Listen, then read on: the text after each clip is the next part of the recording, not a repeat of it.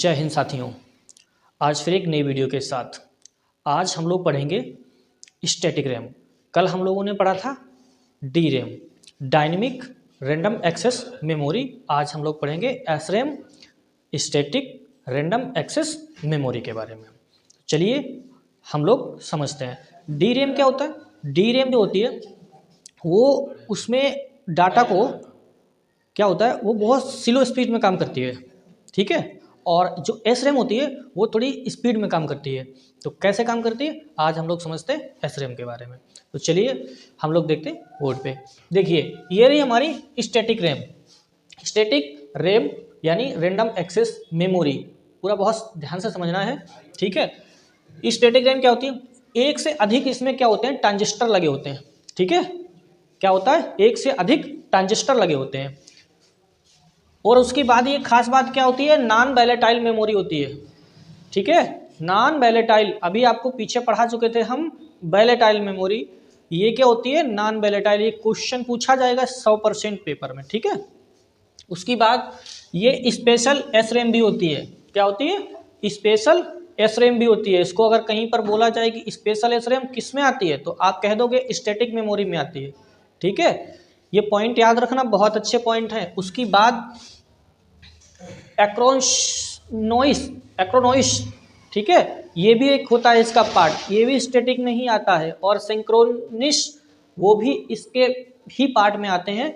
ये भी हो गया और ये दोनों, ठीक है। और एस रैम हम लगा चुके हैं आगे, मतलब स्टैटिक रैंडम एक्सेस मेमोरी। इसकी फुल फॉर्म तो आपको पता ही होगी, वो कल भी हमने पढ़ाया था, आज भी हम पढ़ा रहे हैं, ठीक है।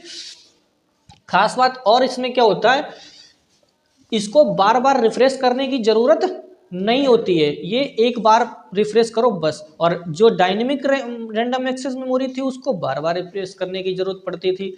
एक और खास बात इसमें क्या है कि इसमें एक डाटा हम फिक्स कर लेते हैं, ठीक है। इसमें क्या होता है, एक डाटा हम फिक्स कर लेते हैं और उसी बेस पर हम कार्य करते हैं, फिर उसको बदला नहीं जा सकता। क्या होता है, इसमें बदला नहीं जा सकता। और डायनेमिक में क्या होता है, उसको हम बार बार बदल सकते हैं, चेंज कर सकते हैं, ठीक है। कोई उसमें इशू नहीं होता है। बट इसमें हम बदल नहीं सकते। जैसे हमने कोई पैराग्राफ को उठाया और अपना काम करने लगे, तो अब उसको हम चेंज नहीं कर सकते कि नहीं हम दूसरा पैराग्राफ ले लेंगे या कर लेंगे, ठीक है। स्टैटिक में ऐसा कुछ नियम नहीं होता है, ठीक है। दूसरा पॉइंट हम पढ़ेंगे, यह तेज एक्सेस करती है। क्या होता है, इसका एक्सेस बड़ा तेज होता है, बहुत जल्दी ये मतलब काम कर लेती है, ठीक है।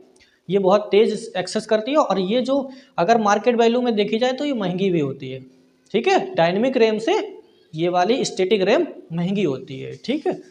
तीसरा पॉइंट क्या है, इसमें मेमोरी का आकार तय होता है, मैंने पहले बता चुका हूँ। इसमें एक आकार फिक्स होता है कि ये इतनी ही साइज की है, ठीक है, या इतना साइज अपना लेगी, ठीक है। या हम लोग उतने साइज पे ही काम करेंगे, ना बढ़ा सकते हैं ना घटा सकते हैं, ठीक है। ये इसका एक आकार फिक्स होता है, उसके बाद इसको बदला नहीं जा सकता है, ठीक है। उसके बाद अगला क्या है, इसका उपयोग सीपीयू कहाँ होता है, सीपीयू में तो मेमोरी का होगा, ठीक है। सीपीयू में होता है और कैश मेमोरी में इसका उपयोग होता है, ठीक है। तो ये रही थी स्टैटिक मेमोरी। बहुत ही अच्छी बात है और बहुत ही ध्यान से पढ़ेंगे क्योंकि पेपर में जरूर पूछी जाएगी, ठीक है। और इससे पहले आप वीडियो को लाइक और कमेंट और सब्सक्राइब जरूर करना ना